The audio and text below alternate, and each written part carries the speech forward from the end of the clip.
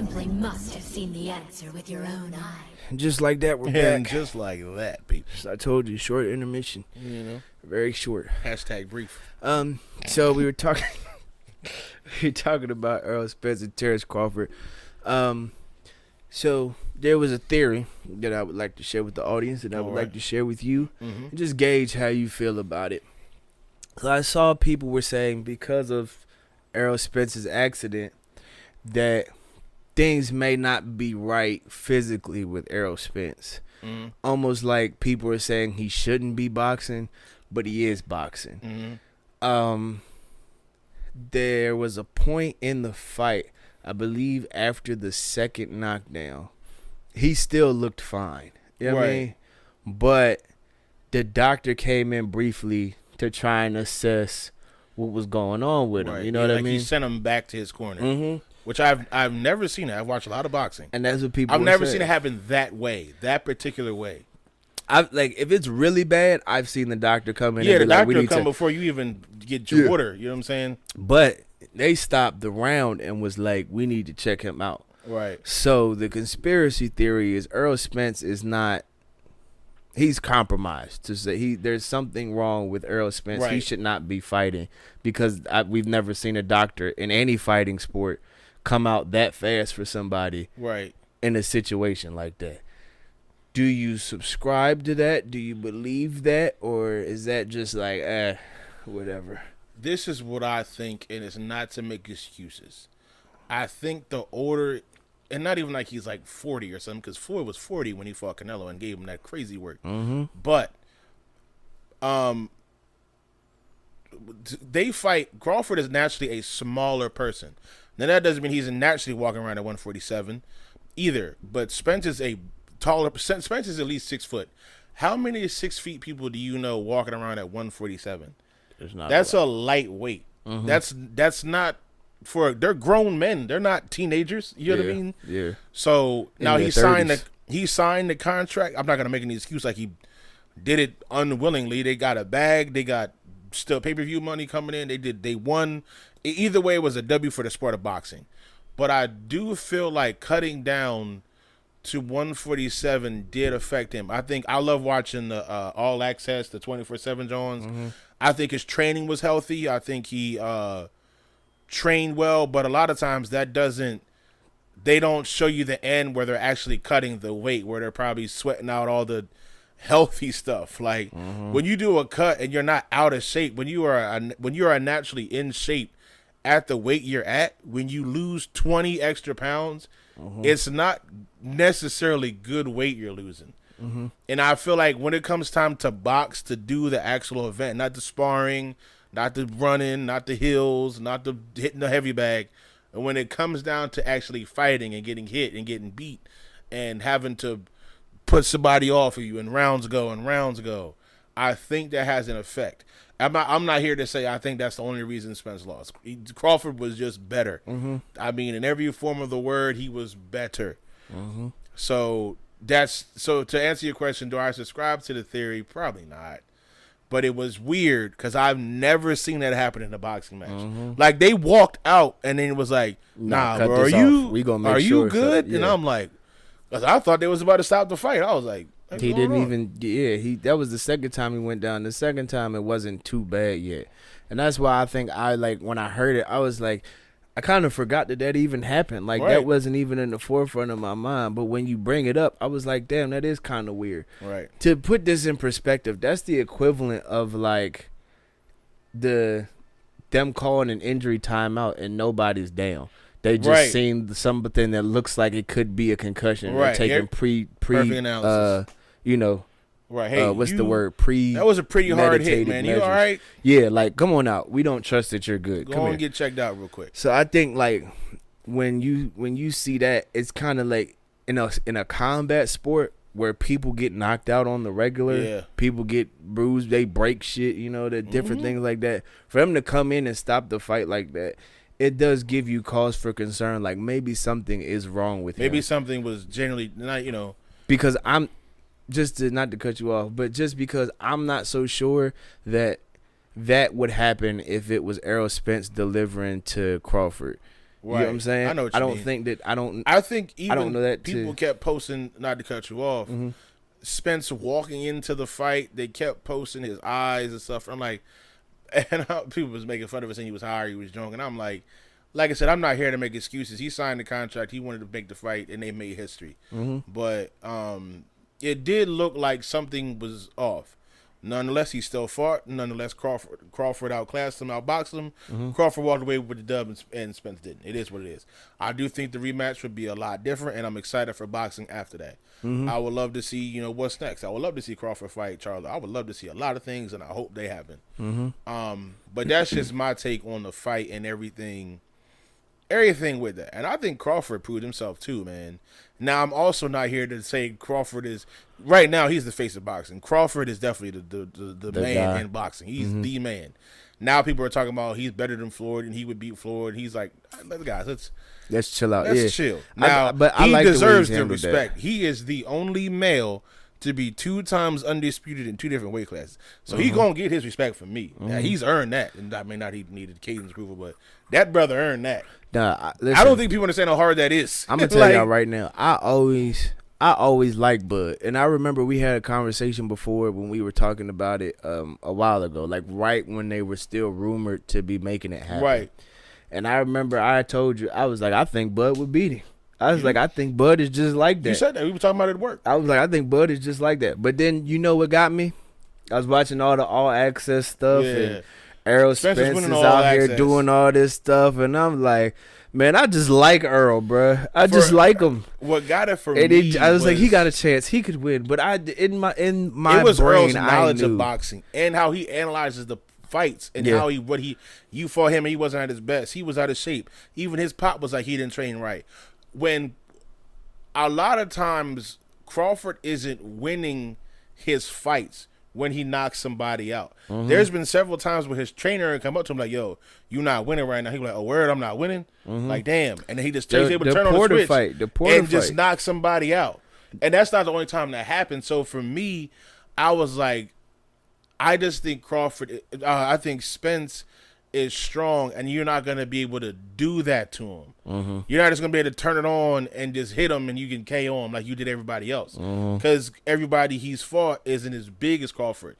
It's not as big as Spence. Excuse me. Everybody's Crawford has fought is not as big as Spence. And when Spence fought you guys, he took like 3 hits to the face. It was good. Unprotected. Like, obviously he rocked a little bit, ran against the ropes, but he didn't get killed. Like, he took boop, boop, bung into his face, and he was more worried about a mouthpiece. He didn't even talk about the shots. So he was like, Sal was like, yo, if you can eat that, you're probably going to win this.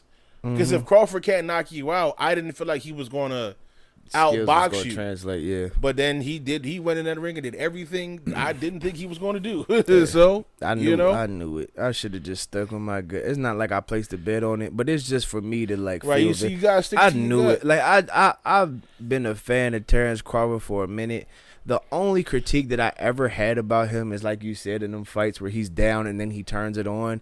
And maybe he's not trying to do that. Maybe it's like a tactic. Like, I'm going to just let you tire yourself out. Right. Like, you seem hell-bent on trying to hit me. I'm going to just let you get out. Well, he's got weaknesses, too. Shoot, Ali had weaknesses. Floyd has weaknesses. Yeah, but I just feel like, it was like, I don't think you're going to be able to do this to somebody big. I don't know if you're going to be able to just turn this on and just knock him out. You know what I'm saying? But I like Bud. I always thought Bud was the best fighter in boxing. He's knocked the score out. I was actually a Bud fan, too. I just thought Spence was going to get him. That's all it is. Because it makes me upset that I even doubted him for 5 seconds. Because I literally was saying I thought Bud was the best fighter in boxing. Like, I legit Bud is a bad man. And then I started watching. I never wanted to make it seem like I thought Bud was not a bad man. It's just when I was analyzing the fights, I'm like, yo, a lot of these fights, he isn't necessarily winning as they go on, and then he just destroys the guy. The dude's actually with him. And then he just ends up being stronger, and he can hit. And puts him down. I'm just gonna put you down. Yeah. You don't stand up. I could have lost every round. You don't stand up, I win. Yeah. That's just how boxing goes. Yeah. You know what I'm saying? Right. So they did their thing. But they put on a. I know it wasn't the fight we thought it was going to be, but I thought the hype up to the fight was great. I thought it was just good to get that type of energy around boxing again. I just thought it was good for boxing. I know the fight itself necessarily was kind of one-sided, but I still thought it was good for the sport of boxing to get that type of hype back and to get that energy back around boxing, and it not be some social media fight where Logan Paul is fighting somebody's uncle. You know what I'm saying? Somebody famous uncle. Did you see that Jake was struggling to make the weight? For They did for the Nate Diaz fight. Oh, the weigh-in, yeah. They weighed in and he couldn't. They were trying to get him to make it. What's the fight at? I don't even know. I'd have to look at it, but I know it's something that Jake doesn't walk around naturally. I think, and I give him his props, even though he talks a lot of shit, and I don't think he's really like that great of a fighter yet. The dude does bust his ass to really do this boxing He does, shit. I believe, respect the craft to get himself. And he's actually sat every person down he's fought. So, I mean, That's what I'm saying. Do I think it might be organized? Do I think it might be, he's fighting basketball players? He's not fighting. Oh, he fought Woodley. Because I be getting these. Did he fight Woodley? I be getting these guys confused. I know it's Logan and it's Jake. Yeah, the twins. Jake fought Woodley. Logan didn't. I don't think Logan was the one Logan that fought fought Floyd. was exhibition with Floyd. Yeah. Okay. But, I mean, he hasn't fought a boxer yet. That's the only thing that I think makes him illegitimate. Well, is that he hasn't really Fury's fought a boxer yet. Cousin a boxer or something? Yeah, but that didn't go through. I don't know what happened. Something happened and they just ended up not doing it. Got you. And that's why he's fighting Diaz now. Because, not to cut you off, but for me, I thought that at first that was kind of hurting boxing more than it was benefiting it, because it was like the first big thing. I remember the first YouTubers that did it was like kind of during COVID, and they made like $1 million in streams, and then Jake and Logan started doing it, and I'm like, this is kind of taking the shine away from actual boxing. And now there's like a social media boxing league, where they got like tag team. I'm like, all right. I think here's the thing though. I think to get my point before you go. Yeah, go ahead. As boxing becomes more popular as a training to do to get in shape, and people learn to hit mitts, people learn to do all the cool stuff and hitting the bag and train, it makes boxing seems very doable to me. And the more people realize that you can just be famous, scrap a little bit, it looks like you can box because you trained and you hit the bags and you look like you know how to throw a jab real good. It's like, yo, bro, we just gonna box. We got a lot of followers. Let's just get a bunch of money and just get in the ring. And then the product isn't like as good because y'all not real boxers. To the actual boxers that really do it, I'm like, I just didn't know if it was good for boxing. I'm not saying I'm right. This is my take. No, I get what you're saying, but this is where I'll challenge you on that a little bit, right? I don't think that people feel the same way about, let's just say football, for example, right? Mm-hmm. Football is not the most difficult sport skill-wise to do. You get what I'm saying? It appears as if anybody could pick it up. Now, when you play the sport, if you've played it at a higher level, you know it's not like that at all. Right. But everybody who watches it, the kids on their couch, like you just thinking, all he doing is jumping and catching the fucking ball. Like, it can't be that crazy. Understood. You don't really understand the intricacies to something. So while it's like, I think of it as like the G League, the NBA basketball. Like, this is where the pros are that really do this. And, like, I feel like that's good for, like, supplementing, like, hey, if you really like this, boom. Okay. These are the people who really do it. You know what I'm saying? I never thought about it as anything that was trying to interfere with boxing, because Jake Paul or Logan Paul was never going to fight Terrence Crawford. Like, they wouldn't even go in the same. You'll never see Canelo fight one of these YouTubers. Like, I got you. It's two different classes of fighting. It was kind of something I thought about. I was like, everybody doing this now, and everybody's doing it, and they're relatively doing it. It's like the XFL doing NFL numbers, technically, because it's the subpar league, but the pay-per-views are selling more than the boxing pay-per-views. Logan Paul did a fight, and he did like $800K. Earl and them just did $650. So my thing was like, it's like they're doing this just like the guys, but the quality's not being as good, and everybody's feeling like all I really have to do is be, just my perception, like all I got to do is be famous. I can sell a fight. So, but that's the thing though, and that's where I feel like I get what you're saying, but that's not their fault. No, not what blame. I'm they've just talking about shown boxing. is, no, I get you, but what I'm saying, what they've shown is there's a market of people who want to watch boxing. There's at least 800K that really want to watch this. Mm-hmm. It's not the YouTubers' fault that they know how to mobilize and promote a fight better than the professional does. I agree. So that's why I'm saying, like, if anything, it helps you because it gets you. I get what you're saying, but it's like it just shows you, like, hey, just do it like this, right? And you can make it over here. Like, let's be for real. A lot of what drew people to Floyd Mayweather was the outside shenanigans before the fight. I guarantee you 90% of people did not know who freaking Maidana was when he fought him. But, he beat Adrian Broner, and Floyd, he talking that shit to Floyd Mayweather. Well, Maidana beat Broner after he fought Floyd twice. No, Maidana beat him before, didn't he? Because that's why he thought that... He fought Maidana. He thought everybody thought Maidana won because Maidana kind of got him the first... As far as pressure him the first couple rounds, Floyd dominated the later rounds of the fight. Then Floyd fought him again. Then Maidana went and fought Broner. Because that's when Broner started humping him and doing all that dumb stuff. They fought back to back. Even if you go back and watch the All Access, they're back to back. Okay. But like I said, that was just something I thought. But what I now on the other side of that thought process, that's just something I just wanted to express. See what you thought. No, you're right. I also think this was a big part too, and kind of going against my point a little bit. It was people that they wanted to see fight. Boxing has a thing where almost being undefeated almost doesn't mean anything because there's a lot of people actually boxing professionally. Like, if you go on boxing rec, most dudes, whether it's Muhammad Ali, Sugar Ray Robinson, Sugar Ray Leonard, most of their first almost 10, maybe even 15 to 20 fights are like 1-star fights. It's not until that guy, somebody realizes, yo, he's a dog, you should challenge him, he should get a title defense, that it's really a meaningful fight. So kind of going against my point, a more mature mindset, I think boxing also played a part. I still kind of do feel about the same way about the social media boxing thing, but not having the big dogs go against the big dogs. And it kind of being like that one guy you do know versus who's that? You know what I mean? So I think those two things played a little part. I think boxing kind of was his own worst enemy, and I think social media guys being like, oh, we know him. Oh, he's fighting him. Oh, yeah, let's see if we could do it. Rather than Tank is fighting the plumber. You know, that just... The dude that just started a couple weeks ago, yeah.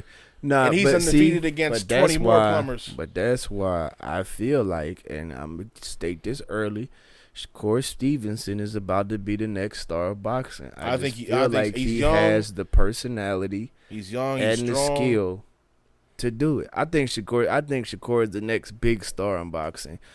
Plus, a lot of the people don't want to fight him. I feel like that's kind of messed up. To fight him. Yeah, they do not. They be running from him. They be shook. And it's not like he's not openly challenging people. Right, he's openly like, yo, I want to fight, dude. I want to fight him. I want to fight him. And they're just like, not doing it. Everybody keep moving up. Yeah. There's nobody for him. If everybody moves up, there's no one for him to fight. Like, but he's a big dude for as young as he is. Yeah. I feel like he has plenty of time to move up and fight these people if he wants to. If they want to fight him. I think he wants to be undisputed though, and he can't. Well, he'll get it by like default. It's when Charlo fights Canelo, the WBO is making him the moment the bell rings, he has to drop that belt. Yeah. So he's technically not undisputed. But once the fight happens, once the announcements are made, it's going to be undisputed. But I think they're fighting at 168. So he technically, well, if Charlo wins, I think he would technically become what he would do what Crawford just did. Yeah. He'd be the second person to be a 2-time undisputed champ. Now, but the thing is he going to stay up at 168? He could win that fight and then be like, all right, cool, now I'm dropping down to 140, and then he can challenge the fight for the belt again. So it's like boxing's weird. Yeah. I don't know. I just... The boxing has to make some adjustments to it. I think they have to. There's too many titles and weight classes. They got to get. It should be, from my humble opinion, 10 pounds on. There's different classes at 3 pound differences. Like, what are we doing here? There's no reason for that. Like, we talking about 147 to 154, and I'm like, bro, that's not a huge jump like that. Like, don't get twisted. It is a jump for if you struggling to make 147. Right. You know what I'm saying? But it's like when in the reality of it, it's like that's not a huge jump as compared to like. I feel like if you can fight somebody at 140, fighting somebody at 149 shouldn't be seen as such a mismatch to me. Yeah, it should be pretty close. I mean, like, it should be like little differences, but not nothing that you can't account for in preparing for the fight, like training wise. You know what I mean? You know, but that's just my overall boxing opinion on this fight and what's to come. You know. Yeah. Well, let's take a short break. Let's get into some football real quick. Oh, yeah. Because I haven't gotten to talk football with you in a while. Hey, man, we're here now. Talking football. We're here. Yes. So let's take a short break, and we'll be back at you with some more Tap In podcast, man. Aren't you just excited?